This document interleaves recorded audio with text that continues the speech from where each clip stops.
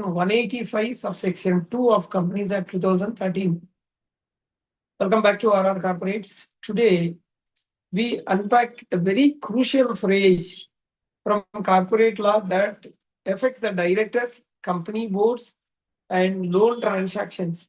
The term accustomed to act, as used in explanation C to section 185 subsection 2 of Companies Act 2013. This term is not merely academic. It has real implications in determining whether the company is violating law provisions, especially when a board is under shadow influence of another person or a company. See the legal context of section 185 subsection 2 and explanation C. Let's first understand the context. Section 185 subsection 2 permits loans to entities in which directors are interested, but provided certain conditions are met, including special resolution and full disclosures. But explanation C adds a critical qualifier.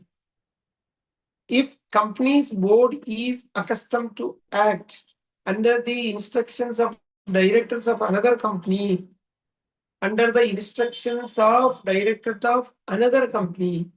such influence can invoke the restrictions of section 185. Explanation C adds a critical qualifier.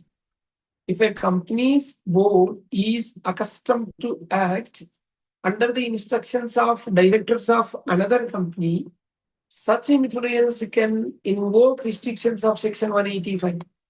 So, what does it mean when directors are accustomed to act on someone else's instructions? Meaning of accustomed to act. The phrase accustomed to act means the board of directors of a company is regularly influenced, instructed, or directed by someone else in such a way that they do not act independently. It does not refer to a single stance. It does not refer to single instance or isolated event. It refers to pattern of conduct, habitual or regular practice of the following instructions from another person. This term is fact-based, not just a point of law. You need evidence to provide such influence. Landmark case reference, where Hydrodam Carbon Limited. The expression has been interpreted in detail in the case of Hydrodam Carbon Limited, where the court laid down tests to determine shadow directorship and the meaning of accustomed to act. According to the court, if the board is habitually acting as per the another person's instructions without applying their own independent mind, then that person is said to have shadow control over the board. The board must have not exercised discretion of its own, acted as per the directions of someone else, repeatedly followed such directions as a matter of practice. Other judicial reference, Secretary of State versus Becker, 2003. In Secretary of State for Trade and Industry versus Becker, it was further clarified that to treat person as a shadow director, it must be shown that de jure directors, that is, those legally appointed, consistently complied with the instructions of other person. Thus, a single isolated influence does not qualify. It must be a habitual conduct, like a board being merely a rubber stamp. Factors to determine accustomed to act. First, to establish whether board is accustomed to act under someone's instructions, the following factors are considered. Number one, who are the directors? Are they de jure, that means legally appointed, or de facto, functioning without formal appointment? First, you have to see who are the directors.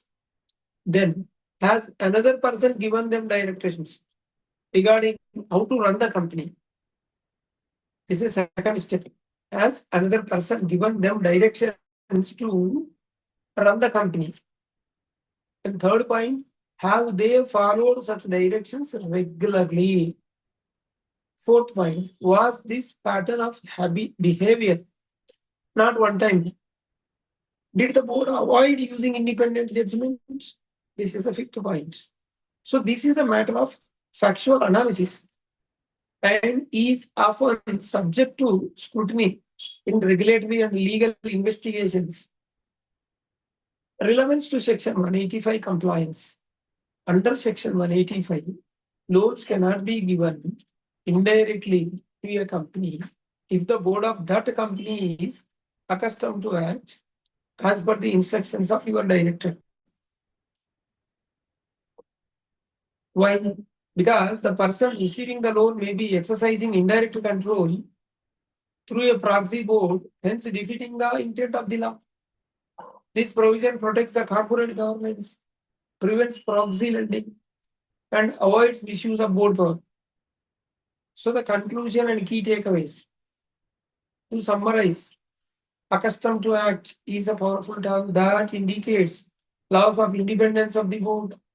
It is used to detect shadow directorship, indirect control, and related party influence.